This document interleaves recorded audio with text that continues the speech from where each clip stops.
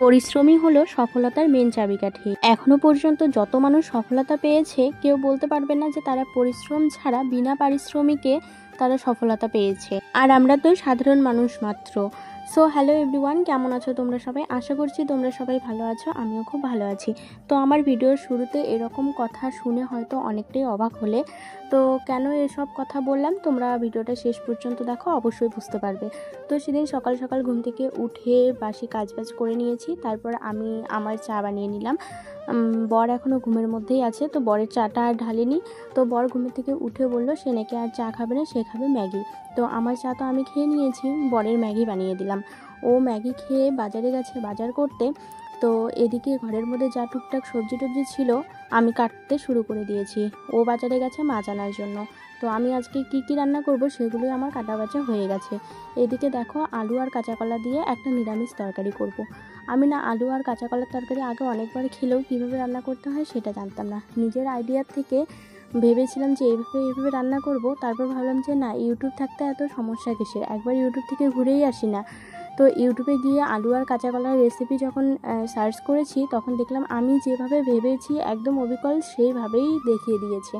মানে কি বলতো, আমরা যদি খুব অল্প স্বল্প রান্নাবান্না জানি বা রান্নার অল্প ধারণা থাকলেই কিন্তু আমরা নিজেদের আন্দাজেই আমরা রান্না করতে পারি। তো যাই হোক, কাঁচা কলার তরকারিটা তারপর আমার নিজের আন্দাজেই রান্না করলাম। তারপর এখানে আবার ডালের বড়া করছি নিরামিষভাবে।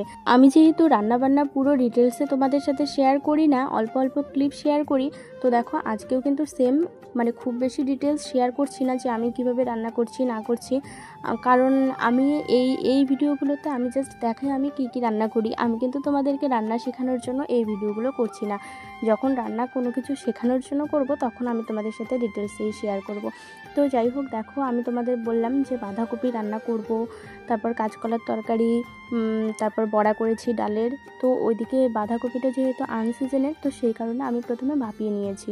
ভাপিয়ে নেওয়ার পরেই কিন্তু আমি আলু আর বাঁধাকপিটা রান্না করব। আর এইদিকে আমার দিদা শাশুড়ি আবার বসে বসে আটা চালছে।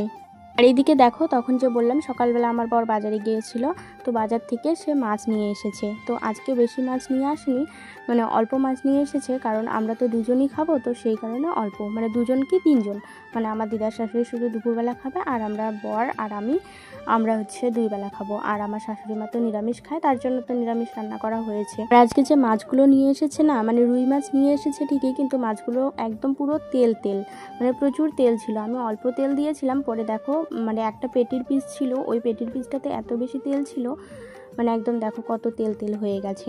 অনেকেই আছে মাছ ভাজা খুব কড়া ভাজা খেতে পারে না, আবার অনেকে আছে খুব কড়া ভাজা খায়। তো আমি কিন্তু মাছটা একটু কড়া করেই ভাজি, কড়া করে না ভাজলে আমি খেতে পারি না। সত্যি কথা বলতে আমার নরম নরম মাছ একদমই ভালো লাগে না, আমার খুব ঘৃণা লাগে।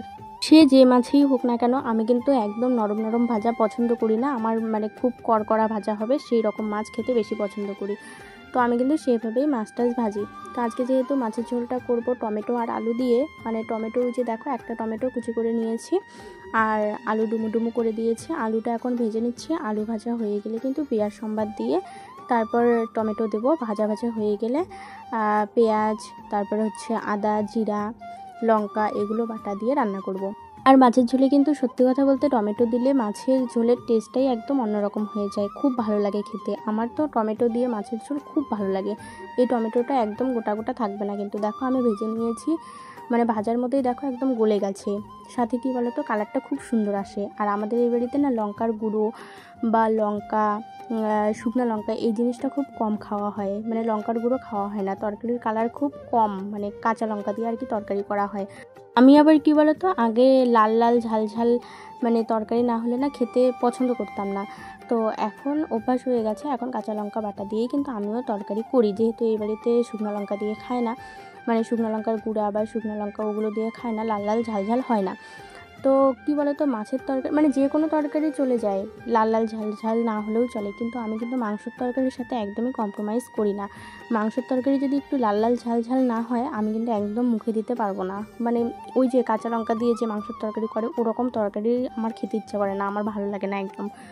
তো যাই হোক, ওইদিকে মাছের ঝোল বসিয়ে দিয়েছি, সাথে ঘরটা পরিষ্কার করে নিলাম, আর যত বাসনপত্র ছিল সব কিছু বের করে নিয়েছি। বাসনপত্রগুলো ধুয়ে ঘরে নিয়ে যাব। এদিকে আমার রান্নাবান্নার কাজও প্রায় অলরেডি হতে চলেছে, আর এদিকে আমার আস্তে আস্তে কিন্তু বাইরের কাজগুলো হয়ে যাচ্ছে।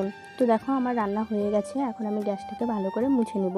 আর আমাদের বাড়ির রান্নাবান্নার পর কিন্তু প্রত্যেক দিন গ্যাসটা এত ভালোভাবে পরিষ্কার করে নিতে হয়, প্রত্যেক দিন, একদিনও বাদ নেই। সে নিরামিষ রান্নাই বলো আমিষ রান্নাই বলো, আমার অভ্যাস আমি গ্যাসটাকে এভাবে পরিষ্কার পরিচ্ছন্ন সবসময় রাখি। কারণ আমি যেরকম খুঁতখুঁতে টাইপ, সেরকম কিন্তু আমার শাশুড়ি মা, মানে আমার শাশুড়ি মা আমার থেকে বেশি খুঁতখুঁতে টাইপ। তো সেই কারণে কিন্তু আমি চেষ্টা করি সব জিনিসই একদম মানে ভীষণ পরিষ্কার পরিচ্ছন্ন ক্লিন করে রাখার, যাতে মানে কখনো আমার কোনো কাজের প্রতি কোনো অবজেকশন না আসে। এই জিনিসটা আমি খুব মানে মাথায় রেখে আমি কাজবাজ করি। আর কি বলো তো, জিনিস জানার যত বেশি পরিষ্কার পরিচ্ছন্ন রাখবে তত বেশি দেখতেও ভালো লাগবে, আবার সেই জিনিসটা অনেক বেশি টেকসইও হয়। তো সেই কারণে আমি কিন্তু মানে প্রত্যেকটা জিনিসই, শুধু গ্যাস দিয়ে না, প্রত্যেকটা জিনিসই আমি ভীষণ পরিষ্কার পরিচ্ছন্নভাবে রাখার চেষ্টা করি। আমাদের বাড়িটা ছোটো মোটো হলেও আমাদের মানে কোনায় কোনায় যে জিনিসপত্র রয়েছে, আমরা কিন্তু সেই জিনিসপত্রগুলো একদম মানে সুন্দর পরিপাটিভাবে রাখতে পছন্দ করি। তো যাই হোক, রান্নাবান্না করে আমি নাইটি চেঞ্জ করে চলে এসেছি ঘরে। রান্নাবান্না করার পর আমি কিন্তু এই সময়টা রেস্ট করতাম, কিন্তু এখন আর রেস্ট করি না। এই সময়টা কেন করি না জানো? কারণ ওই যে একটু আগেই বললাম, পরিশ্রমই সফলতার চাবিকাঠি। কারণ জীবনে অনেক স্বপ্ন রয়েছে, সেগুলো কিন্তু পূরণ করার দায়িত্ব আমার।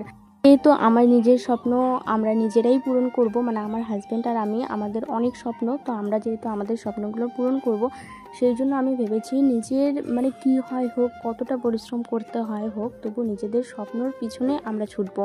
এখন আমি কি করছি বলো তো? এখন আমি কলকার কাজ করছি, কারণ আমার 2 দিন পরে একটা শ্যুট আছে, আর কলকাও অনেক দিন ধরে করা হয় না। তো সেই কারণে আমি কলকার একটা মানে কলকা প্র্যাকটিস করছি। আর হ্যাঁ, তোমরা যারা এখন আমার নতুন ভিডিও দেখছো, তোমরা হয়তো অনেকেই জানো না যে আমি কিন্তু শুধু হাউস ওয়াইফ নই, আমার মানে আমি একজন মেকআপ আর্টিস্ট, সাথে কিন্তু আমি একজন মেহেন্দি আর্টিস্ট। তো তোমরা হয়তো আমার ভিডিও দেখে ভাবতে পারো যে আমি হয়তো শুধু গৃহিণী, কিন্তু না, আমি কিন্তু মোটেই হাউস ওয়াইফ নই। তো যাই হোক, অনেক বেশি পরিশ্রম করতে হবে সফলতার পথে এগোতে। তো এই ছিল আজকের ব্লগ। কেমন লাগলো তোমাদের অবশ্যই কমেন্ট করে জানিয়ে। চলো আজকের মতো এই পর্যন্ত।